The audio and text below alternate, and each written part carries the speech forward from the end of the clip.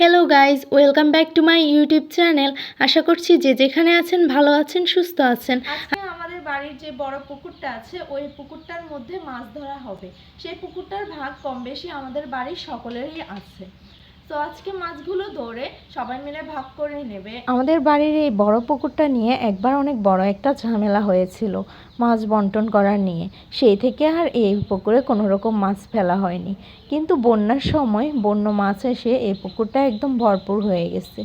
তারপর থেকে সবাই ভাবছিল যে কখন এই পুকুরটার পানি শুকাবে আর কখন মাছগুলো ধরবে। পানি যে একেবারে শুকিয়ে যাবে এমনটা তো কখনোই হবে না।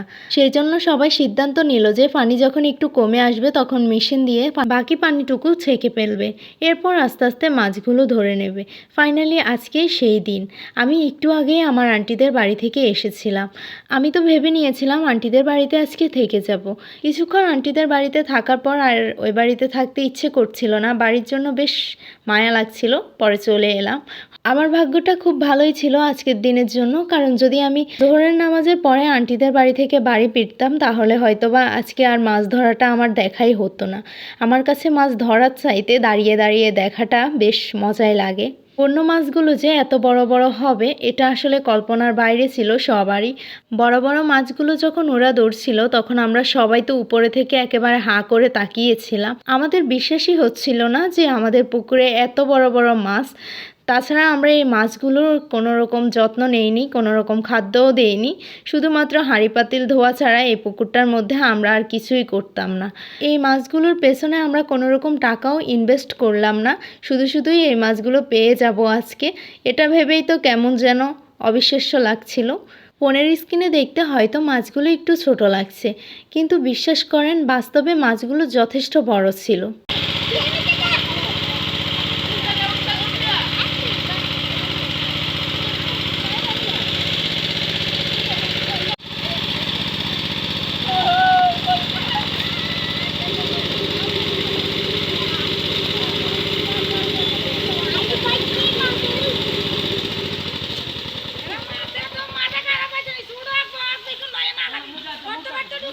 4দিকে মাছগুলো কী যে লাফালাফি করছিল, ওরা সবাই কোনটা রেখে কোনটা ধরবে এটা নিয়ে তো হতাশ।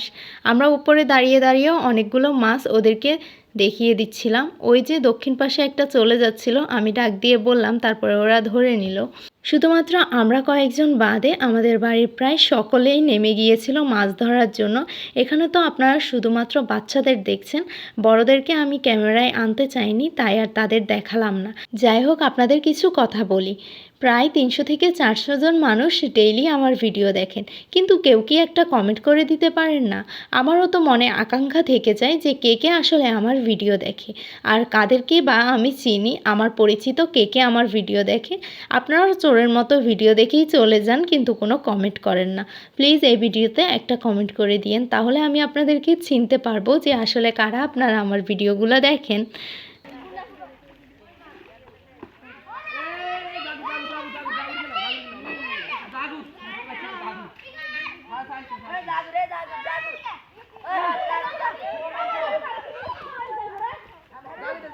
এই ভিডিওতে যতজন ব্যক্তিকে দেখছেন এদের কারোর কাছ থেকে আমি অনুমতি নিয়ে আজকের ভিডিওটা শ্যুট করিনি। এই ভিডিওটি যখন আমি আমার চ্যানেলে আপলোড দেব, তাদের উপর আমার বিশ্বাস আছে তারা আমাকে কিছুই বলবে না। যাই হোক, যদি তোমরা আমার ভিডিওটি দেখে থাকো প্লিজ আমাকে ক্ষমা করে দিও, কারণ তোমাদের অনুমতি ছাড়াই এটা আমি ইউটিউবে আপলোড দেব। তোমাদের অনুমতি না নেওয়ার কারণ হচ্ছে, তোমাদের অনুমতি নিলে তোমরা বলবে যে আমাদেরকে কেমন দেখা যাচ্ছে, এটা আবার ইউটিউবে ছাড়বে। কি করব বলো, আমি তো খুব শখ করে ভিডিওটা করেছি যে ইউটিউবে আমার অডিয়েন্সদের দেখাবো। যাই হোক, প্রথম দিকে তো বাচ্চারা মিলেই মাছগুলো ধরছিল, পরবর্তীতে আমার এক নানা এসেও এই পুকুরে নামলো মাছ ধরার জন্য। মানে এতগুলো মাছ দেখে বুড়ো বাচ্চা কেউ আর বাদ রইল না, সবাই নেমে পড়ছে মাছ ধরার জন্য। আমার একজন দুঃসম্পর্কের নানাও মাছ ধরার জন্য নেমেছে। ওনার কিন্তু এই পুকুরে একটুও ভাগ নেই, উনি শখ করেই মাছ ধরতে নেমেছে। আসলে সবার মাছ ধরা দেখে কেউ আর থেমে থাকতে পারলো না, নেমে গিয়েছে মাছ ধরার জন্য। এক পাশ দিয়ে তো একটা সাপও চলে এসেছিল। যাই হোক, মাছ ধরা অলরেডি ডান। এইগুলোর উপরে এত বেশি কাদা ছিল, মাছগুলো ঠিকভাবে দেখাই যাচ্ছিল না। এখন এই মাছগুলো পরিষ্কার করা হবে। তার আগে আমি একজনকে বললাম যে এখানে থাকা সবচেয়ে বড় মাছটা বের করতে। দেখি এটা বের করতে ওর কতক্ষণ সময় লাগে। খুব অল্প সময়ের মধ্যে ও বড় মাছটা খুঁজে বের করতে পেরেছিল। মাছটার গায়ে অনেক বেশি কাদা ছিল। আমরা কাদাগুলো মুছে নিয়েছি আপনাদেরকে দেখানোর সুবিধার্থে। এপাশ দিয়ে সবগুলো মাছ একত্র করা হয়েছে, এখন ভাগ বন্টন করা হবে। প্রতি বছর মাছগুলো ভাগ করতো আমার মা। এবছর আমার মা একটু কাজ নিয়ে বিজি আছে, তাই আমার মা আর এখানে আসতে পারেনি। আমার একজন দুঃসম্পর্কের নানু আছে, উনিই মাছগুলো ভাগ করবেন। কই মাছগুলো খুব বড় বড় ছিল। এই মাছগুলো যে কী খেয়ে বড় হয়েছে সেটা একমাত্র মহান আল্লাহ তাআলাই বলতে পারবেন। সবগুলো মাছ খাঁচির মধ্যে ঢেলে নিয়েছে। প্রথমে ভাগ করবেন কই মাছ। আর আজকের সবগুলো মাছের সাথেই কিন্তু অনেকগুলো চিতল মাছ ছিল, যে মাছগুলো আমার আরেকজন নানু নিয়ে গেছে তাদের পুকুরে ফেলার জন্য। মানে তারা চিতল মাছ চাষ করবে। আপনি যদি এতক্ষণ যাবত আমার ভিডিওটি দেখে থাকেন তাহলে আপনাকে অসংখ্য ধন্যবাদ। চাইলে ভিডিওটিতে একটা লাইক করতে পারেন আর আপনার মূল্যবান মন্তব্যটি কমেন্টে জানাতে পারেন।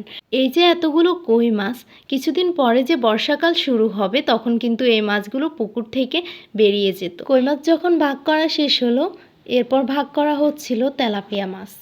এখান থেকেও মাছগুলো আলাদা করে নিচ্ছিল, কারণ এখানে শোল মাছ আর তেলাপিয়া মাছ একসাথে ছিল। আজকের মাছগুলো মেপে মেপে ভাগ করা হচ্ছিল। পরবর্তীতে যে মাছগুলো ছিল সেগুলোকে একদম কেটে কেটে ভাগ করা হয়েছিল। সেটা আর আমি ভিডিও করিনি, কারণ ভিডিওটা বেশি লং হয়ে যেত আর ভিডিও দেখার সময় আপনারা বেশ বোরিং ফিল করতেন। আজকের মতো ভিডিওটা এই পর্যন্তই রাখছি।